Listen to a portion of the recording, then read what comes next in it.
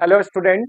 आज हम लोग बात करने जा रहे हैं वेव ऑप्टिक्स की 12th क्लास की फिजिक्स का सेकंड बुक में जो आपका ऑप्टिक्स का दूसरा चैप्टर है।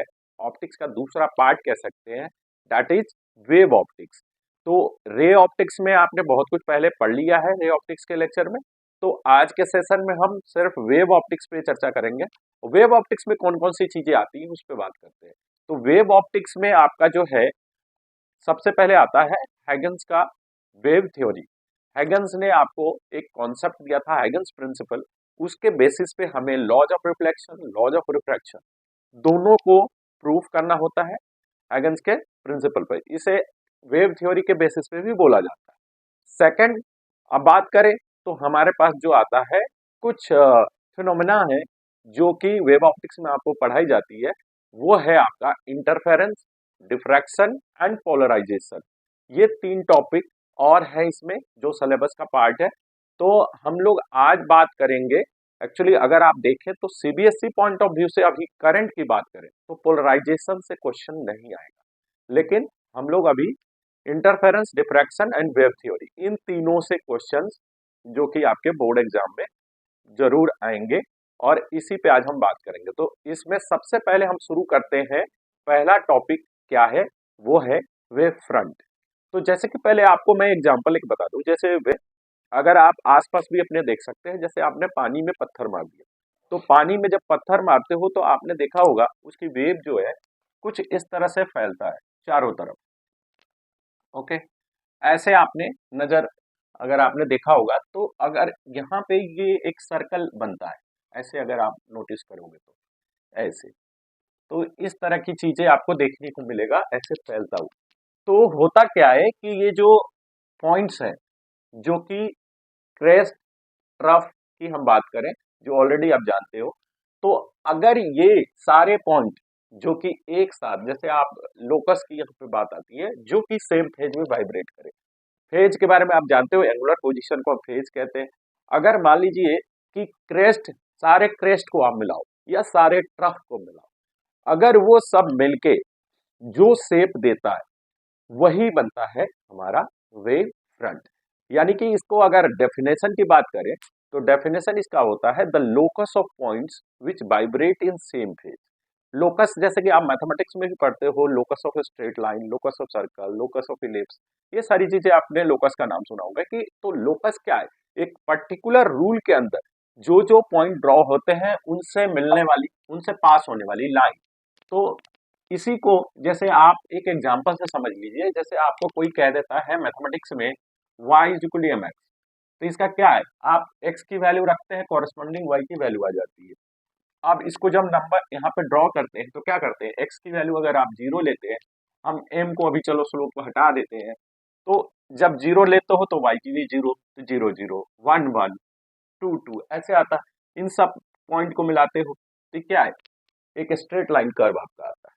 तो वही चीज है यहाँ पे भी वेव फ्रंट में भी। ये क्या हुआ? ये सारे पॉइंट एक रूल के अंदर ड्रॉ की गई है, अपने आप नहीं। तो उसी तरह से होता है वेव फ्रंट भी।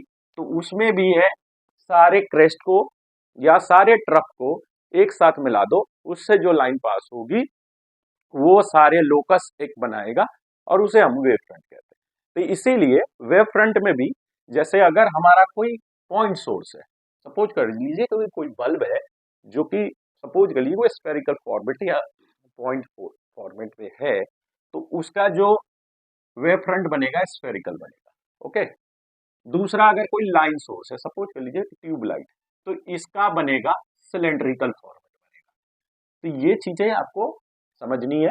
एक वेव फ्रंट हो गया ये स्फेरिकल, एक सिलेंड्रिकल। अब यही चीज अगर आप दूर से आती है, दूर से देखिए, जैसे सपोज कर लीजिए कि कोई स्फेयर को आप अगर बहुत दूर से देखते हो तो वो आपको डिस्क की तरह दिखता है, ये उसका फ्रंट व्यू दिखता है। तो जो उसका फ्रंट व्यू होता है उसे हम लोग कहते हैं प्लेन। एक ये प्लेन ही है। जैसे आप मान लीजिए कि अर्थ को दूर से देखें या सन को देखते हैं, तो ये आपको न स्फेरिकल नहीं दिखेगा, 3D इसका कुछ नहीं दिखता, एक फ्रंट व्यू दिखता है। तो वो हमारा क्या है? एक प्लेन है। इसीलिए ये सारी वेव फ्रंट जब हम दूर से देखते हैं तो हम उसे प्लेन वेव फ्रंट का नाम दे देते हैं। ठीक है, तो ये आपका समझ आ गया आप लोगों को। नेक्स्ट बात करते हैं हम लोग जो सबसे इंपॉर्टेंट है आपका हैगन्स प्रिंसिपल। हैगन्स ने आपको क्या बताया? वेव ऑप्टिक्स में हैगन्स का बहुत बड़ा रोल है। तो इन्होंने आपको कॉन्सेप्ट जो दिया था उसकी बात कर लेते हैं। हैगन्स ने हमें क्या बताया? तो हैगन्स ने कहा था कि जितने भी पॉइंट्स होते हैं, पहले एक बार समझ लीजिए। इन्होंने एक कहा कि अगर कोई भी पॉइंट है और वो उसके जो वेव फ्रंट वो क्रिएट, कोई भी सोर्स अगर एक वेव फ्रंट क्रिएट करता है तो उसके सारे पॉइंट लाइट के स्पीड से स्प्रेड होंगे और वो उस पे जो हम बाद में एक टेंजेंट ड्रॉ करेंगे वो सब एक सेकेंडरी वेव फ्रंट क्रिएट करेगा। इन्होंने इसको अगर लैंग्वेज में समझे तो इनका कहना था कि each point on a primary wave front is a fresh new source which creates a secondary wave front at later time. कहने का मतलब ये कि अगर एक पॉइंट है और ये कैसा वेव फ्रंट बनाएगा, एक स्फेरिकल सपोज कर लीजिए बना दिया, तो इस पे भी जो पॉइंट्स होंगे ये सब पॉइंट ये भी लाइट के स्पीड से स्प्रेड होंगे, ऐसे इनका कहना था। और ये सारे जो पॉइंट लाइट के स्पीड से स्प्रेड होंगे, यानी कि लाइट की जो वेलोसिटी होती है उसी से ये ट्रैवल करेंगे, तो ऑब्वियस ही बात है कि ये सब एक स्फेयर फॉर्म बना देगा। ठीक है, सपोज कर लीजिए कि ये हमारा एक वेव फ्रंट था पहले, और इन सब पे जो ये पॉइंट्स थे जो जिसको बाद में वेवलेट का नाम दिया गया है, आप इसे वेवलेट कह सकते हैं, ये सब लाइट के स्पीड से स्प्रेड होगा और इस पे टेंजेंट सपोज कर लीजिए ऐसे डाल दिया गया ऐसे, तो ये सारे जो मिलके एक सेकेंडरी वेव फ्रंट बना देते हैं। ये हैगन्स का कहना था। अब इसी के आधार पर उन्होंने कुछ एजम्पशंस अपने बताए। तो जो पहला एजम्पशन था इनका प्रिंसिपल ही है। इनका कहना था कि जितने भी पॉइंट्स होंगे वो वेव फ्रंट पे वो सब पॉइंट लाइट के स्पीड से ट्रैवल करेंगे और वही एक सेकेंडरी वेव फ्रंट बना देंगे, यानी कि इसका दूसरा वेव फ्रंट एक क्रिएट कर देंगे। उसके बाद जितने भी पॉइंट्स जो आगे स्प्रेड होके बनाते हैं उनसे जो हम एक टेंजेंट ड्रॉ करेंगे तो वो एक हमारा सेकेंडरी वेव फ्रंट होगा। दूसरा एजम्पशन इन्होंने दिया था कि tangent drawn to the surface gives the secondary wave front. उसके बाद इन्होंने कह दिया कि चूंकि अब आप सोचिए कि अगर ऐसा स्फेरा बनाते हो तो ये इधर से भी तो टेंजेंट ऐसे डल जाएगा, तो क्या हुआ कि ये तो कंफ्लिक्ट क्रिएट हो जाएगा। तो उन्होंने अगले थर्ड एजम्पशन में उन्होंने, क्योंकि देखिए कोई भी लॉ प्रिंसिपल बनता है तो उसके कुछ डॉक्यूमेंटेशन होती है, उसके बारे में कुछ जो उसकी लिमिटेशंस हैं या कहाँ वैलिड है कैसे है उसके बारे में एक डॉक्यूमेंट तैयार की जाती है उसके बारे में। अदरवाइज नहीं तो अगर वो साइंटिस्ट पूरी प्रॉपर उसके बारे में नहीं कहेगा कि ये क्या है, कहाँ वैलिड है कहाँ नहीं वैलिड है, तो आप फिर दूसरा साइंटिस्ट आके उसको एक फेल करके चला जाएगा, दूसरा अपना रूल दे जाएगा। तो फिर तो उस साइंटिस्ट की जिन्होंने इसके बारे में कुछ बताया उनकी कोई वैलिडिटी नहीं रह जाएगी, कोई वैल्यू ही नहीं रह जाएगी। तो इसीलिए हर साइंटिस्ट अपनी कुछ भी बनाता है तो उसकी एक लिमिटेशन को पहले ही एक डॉक्यूमेंट में तैयार कर देता है कि हाँ जी यहाँ पे ये वैलिड है यहाँ पे नहीं है, और इनके क्या रूल्स हैं क्या रेगुलेशन है, कहाँ वैलिड है कहाँ नहीं है, सारी कुछ वो अपना पूरी प्रॉपर डॉक्यूमेंटेशन बना देते हैं। तो यहाँ पे भी वही से सीन होता है। यहाँ पे भी उन्होंने यही कह दिया कि देखिए होता ये है कि क्योंकि टेंजेंट शब्द जैसे ही कोई बोलोगे तो सवाल खड़े हो जाएंगे कि भाई टेंजेंट तो पीछे भी डल जाएगा। तो उन्होंने इसमें कहा कि नहीं, जो बैकवर्ड लाइट, चूंकि लाइट की जो प्रोपेगेशन होती है फॉरवर्ड डायरेक्शन में होती है, इसीलिए जो बैकवर्ड डायरेक्शन का जो टेंजेंट है वो वैलिड नहीं, वो नहीं होता है। इन्होंने पहले ही कह दिया कि हमें सिर्फ फॉरवर्ड लेना है, बैकवर्ड वाला नहीं लेना है, और इसका रीजन दिया कि लाइट सिर्फ आगे की तरफ प्रोपेगेट हो सकती है, पीछे नहीं। तो इन्होंने इस चीज को अपने जंक्शन में 3 पॉइंट में लिख के और कंप्लीट कर दिया। ठीक है, अब हम इसी के बेसिस पे हम बात कर लेंगे laws of reflection on the basis of wave theory and laws of refraction on the basis of wave theory. तो सबसे पहले आते हैं, बात करते हैं laws of reflection on the basis of wave theory. Laws of reflection on the basis of wave theory. अब यहाँ देखिए laws of reflection on the basis of wave theory में क्या समझाया हूं। इन्होंने एक क्या किया, यहाँ एक मिरर ले लिया और एक ये प्लेन वेव फ्रंट इंसिडेंट कर दिया। अब देखिए मैंने आपको पहले ही बताया था कि एक वेव फ्रंट में इनफाइनाइट नंबर ऑफ पॉइंट्स हो सकते हैं और सब लाइट के स्पीड से प्रोपेगेट होता है। तो हमने यहाँ पे दो प्रोपेगेशन के लिए दो पॉइंट ले लिया और एक रे यहां से इंसिडेंट की, एक रे यहां से। एक बात और याद रखिएगा, रे जो डेफिनेशन है आप पढ़ते हो जो रे ऑप्टिक्स में, ये रे जो होता है हमेशा इस वेव फ्रंट के जो ये पॉइंट्स हैं, इस वेवलेट, इस पे ही ये परपेंडिकुलर होता है, ये हमेशा परपेंडिकुलर होता है वेव फ्रंट के ऊपर। तो ये ध्यान रखिएगा, इसे ही हम रे कहते हैं।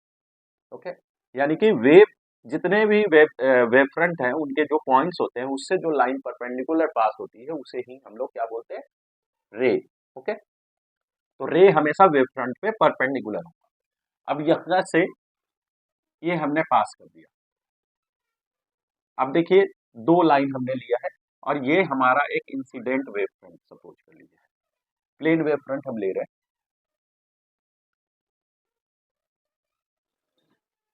ये यहां से आई एंगल, एंगल ऑफ इंसिडेंट यहाँ पे आ गया। अब अभी आपने पढ़ा था, हैगन्स ने क्या कहा था कि जो लाइट होती है वो अपने सेम स्पीड से सारे पॉइंट ट्रेवल करते हैं। तो यहां से जो ये रिफ्लेक्ट होके यहाँ पहुंचा और ये यहाँ तक पहुंचने में सेम टाइम लगा। ओके, मतलब यहाँ से यहाँ जाके यहाँ रिफ्लेक्ट होके यहाँ आया और ये तब तक वहां से यहाँ पहुंचा है। ये ऐसा टाइम है दोनों का सेम। तो होगा क्या, क्योंकि रिफ्लेक्शन में लाइट के स्पीड में कोई चेंज नहीं आता है, ये आपको पता है। तो रिफ्लेक्शन हुआ है तो यहाँ पे एक स्फेयर, इस पे एक स्फेयर बनाइए और एक स्फेयर इस पे बनाइए, दोनों पे टेंजेंट डालिए, एक टेंजेंट इस पे डालिए और ये मिला दीजिए। ठीक है, ओके। तो ये हमारा रिफ्लेक्टेड वेव फ्रंट बन गया। ये ए बी आपका था इंसिडेंट वेव फ्रंट, ये कौन सा है, इंसिडेंट वेव फ्रंट।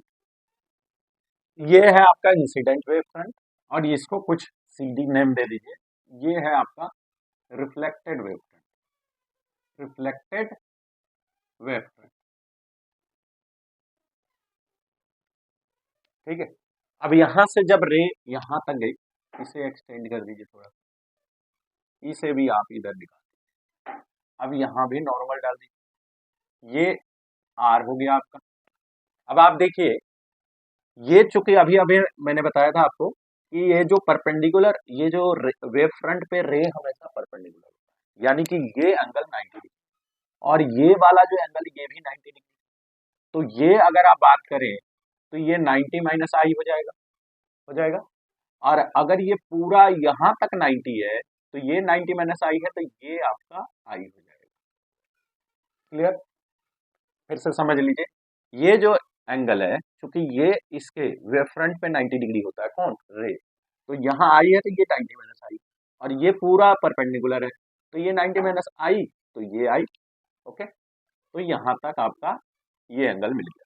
सिमिलरली इधर भी है, ये देखिए ये परपेंडिकुलर है तो ये 90 माइनस आर होगा, तो फिर क्योंकि ये भी 90 डिग्री है तो ये आर हो गया। ओके, तो इसको आप हटा दीजिए। क्लियर है।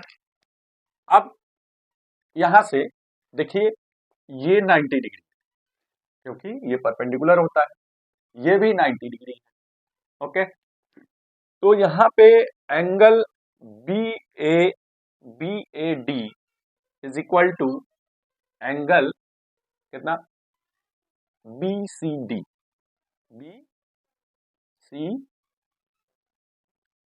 डी, बी ए मतलब ये angle B A D is equal to angle B C D, दोनों इक्वल है और बी डी जो है हमारा कॉमन बेस है, दोनों के लिए कॉमन साइड, ये कॉमन साइड हो गया। यहां से बी डी तो आपका कॉमन साइड हो गया। बी डी कॉमन होने के बाद क्या होगा कि ये वाली अब आप देखिए, ये जो लेंथ है बी सी, वो बी सी भी आपका इक्वल है किसके, ए डी के। क्योंकि लाइट सेम टाइम में यहाँ से यहाँ गया है और यहाँ से यहाँ गया है, तो और लाइट की स्पीड कांस्टेंट है, सो दोनों की साइड भी इक्वल है। अब देखिए ये साइड इक्वल, ये साइड इक्वल, ये साइड इक्वल और एंगल भी इक्वल। तो अगर हम ज्योमेट्री के रूल को हिसाब से चले तो ये देखिए कोणगुरुएंट हो गया। तो ट्रायंगल ए बी डी जो कि कॉन्ग्रुएंट हो गया BCD के। जब कॉन्ग्रुएंट हो गया तो सब कुछ इक्वल होगा, एंगल भी इक्वल, साइड भी इक्वल, क्योंकि आप देख सकते हैं ना ये इक्वल है, ये इक्वल और ये भी इक्वल। तो इस तरह से आप कह सकते हैं कि angle I is equal to angle R, और ये आपका प्रूफ होता है लॉज ऑफ रिफ्लेक्शन। और साथ में इसके बाद जैसे angle I is equal to angle R proof हो गया, तो हम ये भी कह सकते हैं यहाँ पे दूसरा जो लॉ है वो भी प्रूफ हो रहा है, incident wave front, reflected wave front and normal all lie in same plane. तो इससे हमारा क्या हो रहा है, सेकेंड भी प्रूफ हो रहा है laws of reflection.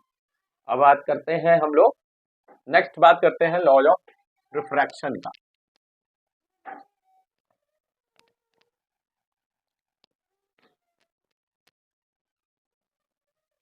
Laws of refraction on the basis of wave front.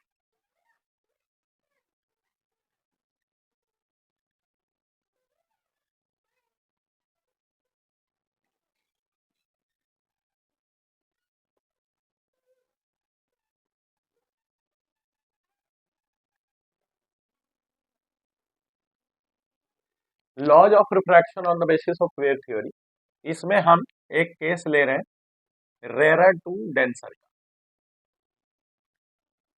Rare to denser कहने का मतलब कि जो रे है हमारा रेयर मीडियम से डेंसर मीडियम की तरफ मूव कर रहा है। तो आप देखो, सपोज कर लो कि ये एक मीडियम है और इस पे एक हमारा वेव फ्रंट इंसिडेंट हुआ, और यहां से अगर हम देखें ये, तो यहां से सपोज कर लीजिए कि टी टाइम में यहां ये बेंड होके आया, क्योंकि ये रिफ्रैक्शन है, bends toward normal, rare to denser, इधर रेयर है और इधर डेंसर है। उतने ही टाइम में ये रे यहाँ पहुंच गया टी टाइम में, तो इधर स्पीड जो है, इधर स्पीड ऑब्वियस सी बात है चेंज हो जाएगी, तो इसमें v2 इंटू टी टाइम लगा, तो v2 इंटू टी डिस्टेंस इधर हो गया, और ये इधर v1 इंटू टी में ट्रैवल किया, क्योंकि रिफ्रैक्शन है, लाइट की स्पीड चेंज हो जाएगी। ओके, यहाँ पे इस मीडियम में, तो इतना ही टाइम में अगर हम यहाँ ड्रॉ कर ले एक स्फीयर और एक यहाँ, और इस पे टेंजेंट डाल दे, तो यहाँ आके आपका मिल जाता है। ठीक है, इस तरह से हम देखें तो ये आई अगर है, ठीक है, और ये आर है, अब आप इसे आई कह सकते हैं क्योंकि ये 90 डिग्री, तो ये 90 माइनस ये वाला जो एंगल है 90 माइनस आर है, 90 माइनस आई है, तो ये आई हो जाएगा। ये आर है तो ये 90 माइनस आर होगा, ये वाला एंगल, तो ये आर हो जाएगा। ठीक है, अगर हम इस तरह से कर दें, अब यहाँ पे हम क्या करेंगे, sine i by sine r लेंगे, sine i upon sine r, sine i upon sine r कर रहे हैं, तो sine i upon sine r की जब हम बात कर रहे हैं तो क्या हो रहा है, v1t, ये अगर इसका नेम दे दो incident wave front A B और रिफ्रैक्टेड वेव फ्रंट अगर हमारा सी डी, तो साइन आई क्या होगा, परपेंडिकुलर अपॉन हाइपोटेनियस, परपेंडिकुलर हमारा क्या है, परपेंडिकुलर क्या है, एडी, हाइपोटेनियस क्या है, बीडी, ये इसके लिए भी यहाँ पे 90 डिग्री, तो परपेंडिकुलर कितना है, बीसी, हाइपोटेनियस क्या है, बीडी। अब देखिए ये दोनों कैंसिल हो रहा है, बचा क्या, एडी अपॉन बीसी। एडी को अगर देखें, एडी कहां से लेंगे हम, AD is equal to v1t और BC is equal to v2t, T T cancel हो गया, v1 अपॉन v2। अगर हम इसका n1 लेते हैं और इसका N2 रिफ्रैक्टिव इंडेक्स। तो हमें पता है कि रिफ्रैक्टिव इंडेक्स जो होगा N2/N1 हो जाएगा, जिसे हम N21 लिख सकते हैं, यानी कि 1 से 2 में हमारी रे जा रही है। तो ये हमारा स्नेल्स लॉ प्रूफ हो जाता है, क्योंकि स्नेल्स लॉ हमारा क्या है, ratio of sine angle of incidence to sine angle of refraction is constant, या दूसरे शब्दों में कहे कि product of refractive index and corresponding sine angle is equal to constant. दोनों ही बात एक ही। तो ये हमारा स्नेल्स लॉ यहाँ पे प्रूफ हो जाता है। और सेकेंड लॉ आप इसका प्रूफ कर सकते हो, आप देख सकते हो यहाँ पे कि incident wave front, reflected wave front and normal, जो कि सब एक ही प्लेन में। ओके, तो all lie in same plane.